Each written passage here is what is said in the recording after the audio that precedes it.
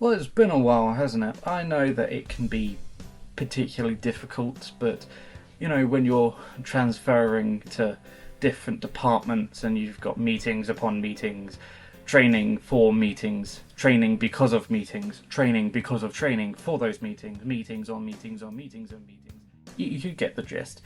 Things can really take a while to get used to, and so your sleep schedule gets fucked. It doesn't stop raining, which doesn't help with recording, and just in general, you feel just fucking awful about everything. And then the times when you think you could get away with a month off, you think, oh, well, maybe two, and then you just start just slipping into that slope. I wouldn't know anything about that at all, would I? So, what have I returned with? What brilliant video have I made? Well, I have made a rather delicious lunch/dinner item. It's called the Shooter's Sandwich, and it was created during the Edwardian period, roughly between 1900 to 1910-1912. What is the Shooter's Sandwich? Well, you probably know its cousin, or in this case, its father, the beef Wellington, and it would be a rather faff to make because it was originally a victory menu created by, surprise surprise, Lord Wellington during his gallant battlefield adventures. However, during the early period of the 20th century, people were starting to feel more free time, and so, particularly in the aristocratic class, they could do more things. So if you weren't working class or within the lower to middle class, then you probably had a job to go to, so you couldn't really do much. What would happen is the upper middle to upper class would basically have just great days out. Think of a golfing tournament, except instead of spending your time whacking a ball and then go chasing after it, you would go shooting. This is why it's sometimes called either the Edwardian English or the Edwardian Shooter's Sandwich, and it's probably one of the greatest lunch items that you can make. It's not exactly cheap, I mean, we are dealing with the aristocracy after all, but you can actually make this yourself. You can have this warm. It's not recommended because obviously you're eating a sandwich warm. Who would want to eat that? You also have to have it pressed, and this is where the pressed mushroom steak sandwich kind of comes into it. So after that's been said, how do you make it? Well, I'm glad you asked. Today I'm going to be showing you how to do it. So I'm currently on my way to get the ingredients at the moment. Yes, I have my list of things, and hopefully it should be all nice and prepared for, well, when I need to get it cooked. So I've got my bag full of items. Half of it's filled with fucking mushrooms. I didn't know that. I've got to carry it all the way back up my fucking hill. I've only just remembered, I think I picked up like 1-2 pack of steak. Recipe calls for 2 layers of steak. I have enough for 1. I'm gonna have to go back and get it at some point. I'll probably drop this off and go back.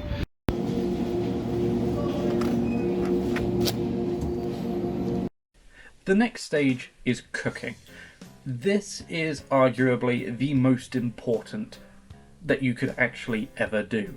Besides, you know, actually eating it. You don't want it as a display piece, it'll go bad quickly. So the ingredients are all well and good, but how do you actually make it? That is a rather interesting question. Some recipes that you'll find will tell you to make the meat first. Some people will tell you to make the sauce first. Some people will even tell you to do the mushrooms first. I would say do all 3 if you can at roughly the same time, because, you know, when one's cooking, you could cook the other one because you have presumably more than one hub, and then once those are being cooked, you can do the others, or you could do the cheeky thing of burrowing out a bread first and then doing everything else. I didn't do it that way. This is how I did it. The shooter's sandwich. How do you make it? Well, you're going to need a few ingredients. I've already got them out. I'm going to show you in a second. But what you need to make sure before you do any cooking is to always make sure your hands are actually clean. I was going to show myself doing that, but it's kind of difficult to clean my hands with a camera in one of them. For a successful sandwich, you are going to need steak of your choice. You're going to need butter, salt, pepper. You're going to need your instructions. You're going to need mustard. You're going to need a brandy of some sort or any kind of alcohol of below 50% volume. You're going to need about a pound or 500-ish grams of mushrooms. You're going to need an onion or a shallot, Worcester sauce, because yes, that is how you pronounce that. You're going to need horseradish, and finally Dijon or English mustard. You may also want to get a large cup of water because it is going to be well, quite a thirsty job. As with any and all cooking, you have to make sure that A, your surface areas are clean, the instruments you're going to be using are properly sorted out and or in place. I would use a wooden one, but the wooden one that we've got, well, apparently that's just for special occasions and you know how things are. So to start off with, we're going to be using the mustard first. You're going to want at least about 2 to 3 teaspoons depending on how you prefer the sauce to be. But do remember, whatever you don't have of one thing, you have to make up with the others. So, opening the sauce, I'm going to be adding 3 teaspoons. Don't mind if you make a mess, you can always clean it up later. Then we are going to want to use our horseradish. Now, a lot of people don't like horseradish, so if you are one of those people that don't like it, you can add not as many, probably about 2 to 3 teaspoons, but then again, you are going to be using mayonnaise in it as well as Worcester sauce as well. So I'm going to be utilising 1 tablespoon horseradish, simply because it is quite a strong mixture. And again, you want to make sure that your spoon is clean. So the next ingredient is going to be your mayonnaise. Now, because this is in a squirty bottle, I'm just going to squirt it in and guess. But if you have one of those tubs, it's best if you do about 1, 2, maybe 3 tablespoons, if not 4 or 5, depending on how creamy or not you want it. Again, think about yourself and your spice palette, but this is a rather crucial part of the sandwich itself. Now what we want to do is we're going to want to mix it up a little. When I say a little, I mean until smooth. You have the horseradish and you have the Dijon, which are both rough-ish textures depending on the type of either you get, really. So I'm just going to make sure that it's a nice paste. Now, once you have the consistency that you're looking for, you then want to add about a teaspoon of Worcester sauce. And again, you're going to want to mix that into the already mixed mixture until it's at least thick enough so it's not just floating on the surface and it's changed brownish colour. If it's not to your satisfaction, you can always put a few more, but not too much, of the Worcester sauce or any of the ingredients in, but do make sure that they are at least somewhat tangible to the other flavours. Then once you're done, just pick the cup up or the mug or even the bowl that you're using and just put it to the side. We're not going to be needing it just yet. So next up is the mushrooms. Now what you're going to want to do is at first finely cut your mushrooms. Actually, you know how well this would actually look? It was in a time lapse of a sort.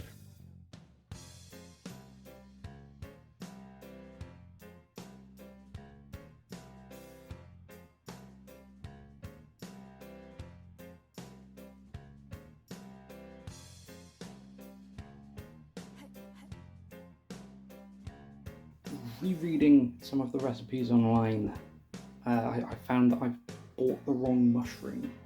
I was supposed to be buying and cutting up button mushrooms. I just bought the regular kind because I've never had button mushrooms. So if you want to do about 3.5 packs full of regular mushrooms and then just stick them in a masher, I think that'll do. So apparently my masher doesn't want to mash them, so I'm using a knife. It doesn't really matter what they look like in the end, as long as they're just fine, I suppose. Anything that falls out I'm not going to add in anyway, because clearly it doesn't want to be in there. And in a recipe like this, who could blame them? The next thing that you're going to want to do is to cut up your onion or your shallot. The reason why I specify onion and or shallot, for some reason my local shop doesn't sell shallots anymore. They've run out months ago.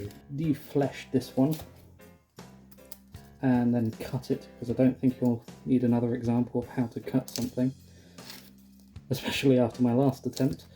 If the internet has taught me anything, is that a shallot is roughly equivalent to half of a white onion. So I'm just going to be using half of a white onion. You're also going to want to make sure that this one is also thinly cut. So once you've cut your onion successfully the first time, and your mushrooms, hopefully for you, successfully the first time, you're then going to want to get your pan and put it on a high heat, and then put some oil in it. Now I would usually use the drizzly oil, but for some reason we ran out and this is always the backup. You're then going to want to use 1 clean tablespoon of butter, and hopefully get it off without hurting yourself. Assistant knife, here you go.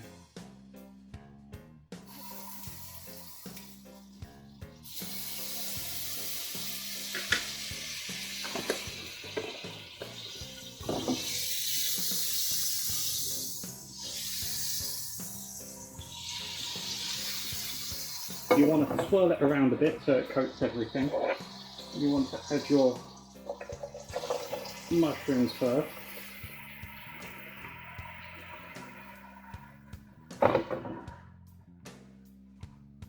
Hope you enjoyed that. And then immediately after, your onion / shallot. Get your utensil and just start mushing it around.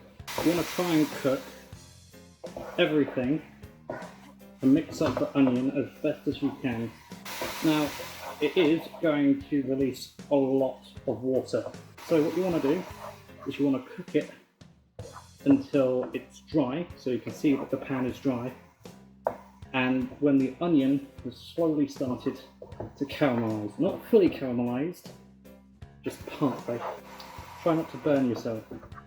So while your mushrooms and your onions are doing their thing, you may want to occasionally flip them or stir them just so they don't burn. You also might want to think of doing is start preparing your meat. Now I have 2 rather delicious looking cuts of British rump steak. Now you can use any cut of steak, ribeye, sirloin, big thick cuts of meat. But if you do have a big thick cut of meat, lucky you, first off. Secondly, you also want to then smash it down so it's about 1 to 2 centimetres thick. I'm not going to convert that into funny money, so what are you going to do about it? In order to prepare arguably one of the most fundamental parts of this sandwich, you're going to want to do 2 things. The first thing is to trim off any excess fat. Now, if you can see with this steak here, it has rather unfortunately fell apart. Don't worry about this, it will only just add to the overall composition of the sandwich. But, as you can see, there's this nice thick fat piece here. Now usually I'm all one for a nice bit of fat on my meat, however we aren't going to be needing that part, so we're just going to be trying to remove it. Okay, so once your mushrooms are starting to do this and they're starting to sizzle and you can just about to see through the onion or shallot, and it's starting to make that nice hissing sound that you want to hear. You don't want to burn the mushrooms, right? You don't want to cook them all the way through just yet. Now what you want to do is get whatever alcohol, brandy, sherry, whiskey to a certain extent, as long as it's below 50, you just want to carefully introduce the liquid to it. You're going to want to do the same thing again, reduce the liquid content and also turn down the heat just a little, give it a nice struggly coat through. I'm using a Tesco owned cognac, as you probably could have told, with hints of vanilla and apricot. I'm using it because it's not the best one, and I'm gonna be honest, this is a bit of an experiment. Yeah, you want to just make sure that everywhere is coated.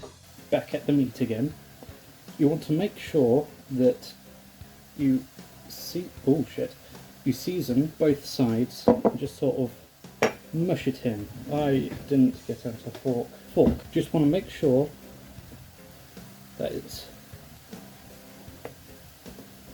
nice and seasoned. Obviously you clean your hands as well. Clean hands make for happy eating. You want to just make sure that the salt is nice and mushed in, ready for the next stage.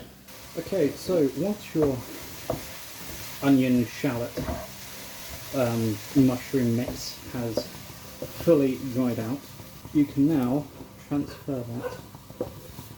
So if you can hear a dog in the background, again you want to put some oil, turn heat up to high again, and then you need a plate, because this part is going to be quite fast. Anyway, so you're going to want to be quite fast for this next part. And meat steak. Now, you're going to want to cook this until you feel like it's going to be right for you. Now, I prefer a nice blue to rare myself, however, it is highly recommended that you stick to rare or medium rare. You don't want too tough, you don't want too, I guess, bitey. It is supposed to be a communal sandwich after all, so you're just going to have to think about other people. If you're one of those stupid assholes that like well done meat, go fuck yourself. So once you think, or once you know that they're ready, just want to, first of all, put it on a spatula. And then secondly, you want to transfer it to a plate, just to cool down. You're going to have some glazing issues. In order to fix this, get your predetermined alcohol and pour a little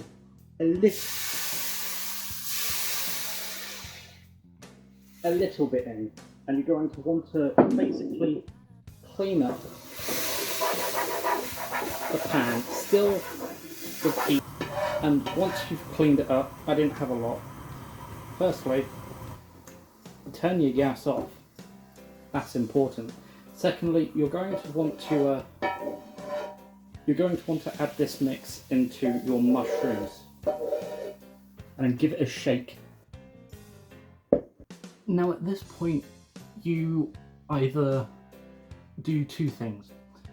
you move on to the final stage right now with both the ingredients still hot, or you go away for 5 minutes, maybe watch an episode of Adventure Time or something like that, and eventually you come back to it. Hopefully your dog hasn't eaten anything, and then you move on to the final stage. Well, the second to final stage, the penultimate stage. I've only recently learned what that word meant. So now we're ready for the penultimate stage, the actual cutting of the bread.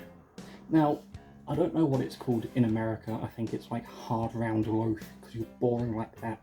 But where I'm from, not necessarily England, but Kent, we call this a cob. I don't know why. Don't ask anyone else, just call it a cob and start a trend or something. What we're going to want to do now is, using your bread knife, you're going to want to decapitate the top of the loaf. Now mine is rather silly because it's got a massive great big score of an X on top, which means I'm probably going to have to cut about here, which isn't going to leave me much. Witness how straight I cut this thing.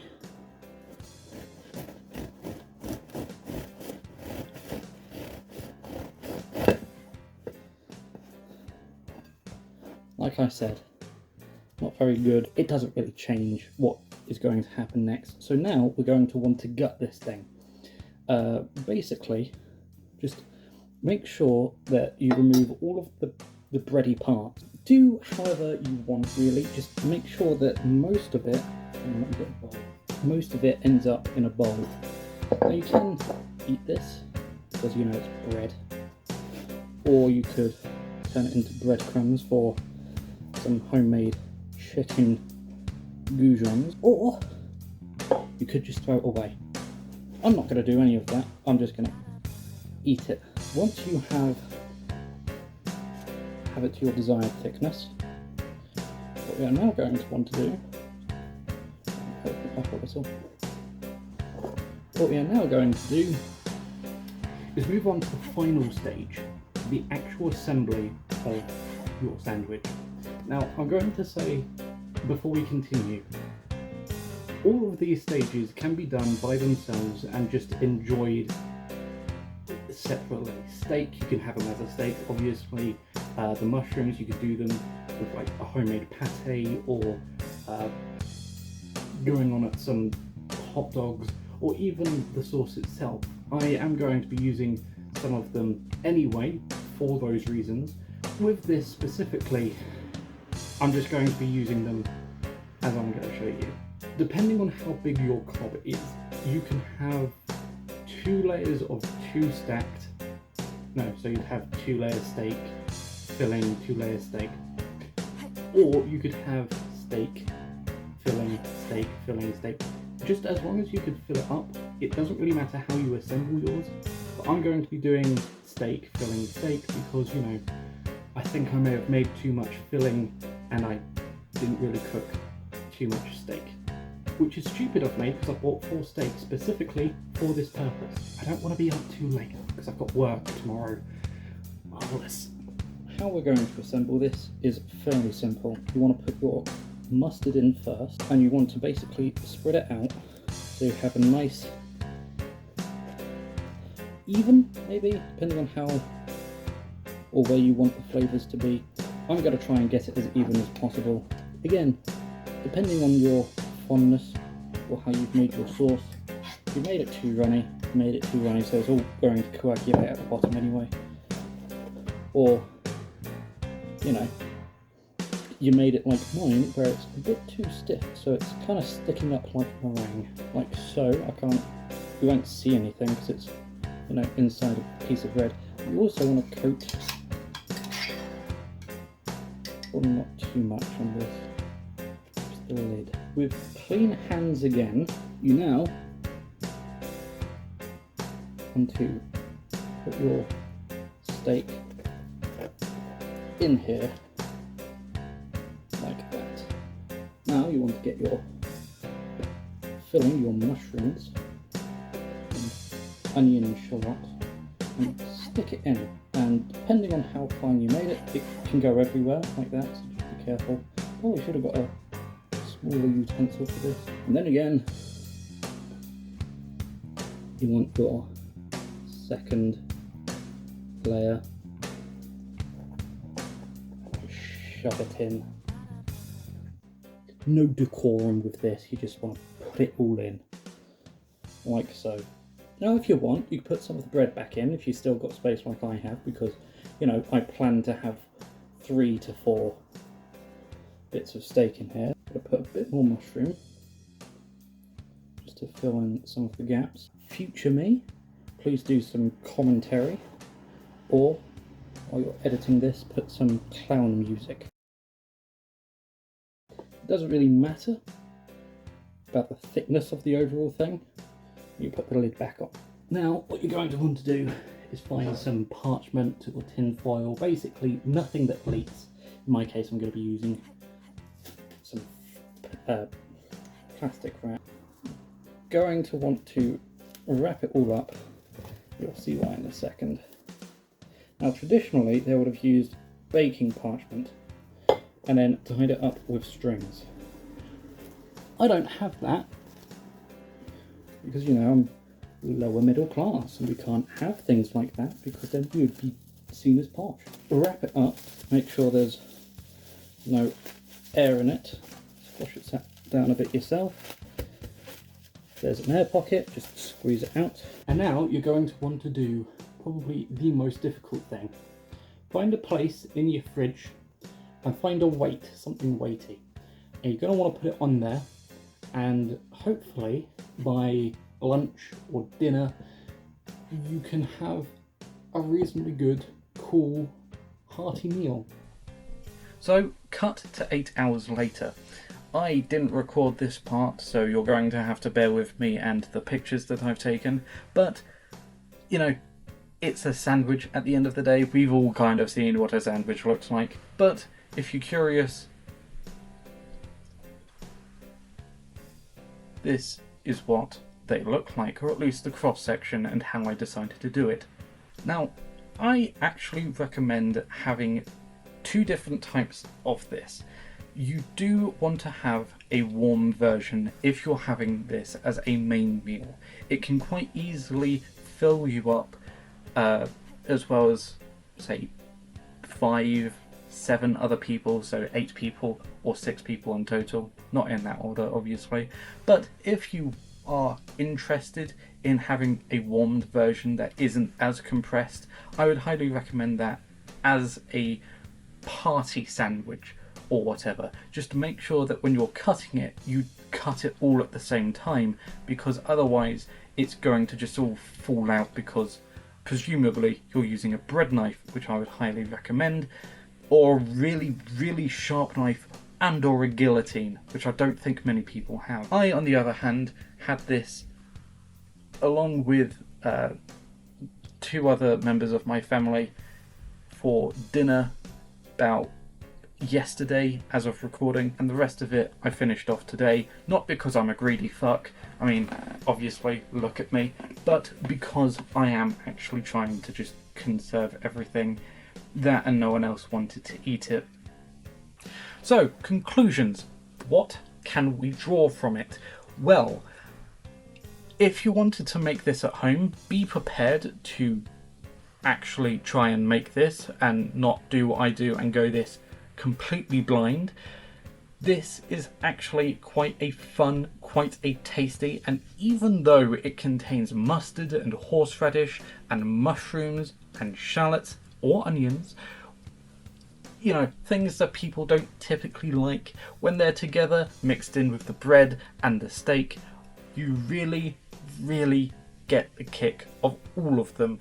They work so well together. But at the end of the day, as long as you have enjoyed this recipe as much as I have making it, then I've at least done something right as a content creator, and I've probably come back with a win. So with that being said, this is the end of the video.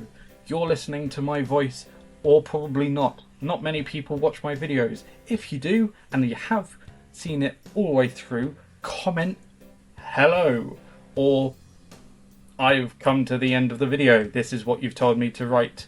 Hello. You know, something like that. I don't know. At least do something. Engage with the video, boost me in the algorithm. I know you really want to do that, not many people do. And if you are that one person who for some reason tweeted me a picture of a sponge, I have no clue what the fuck you're on. Goodbye.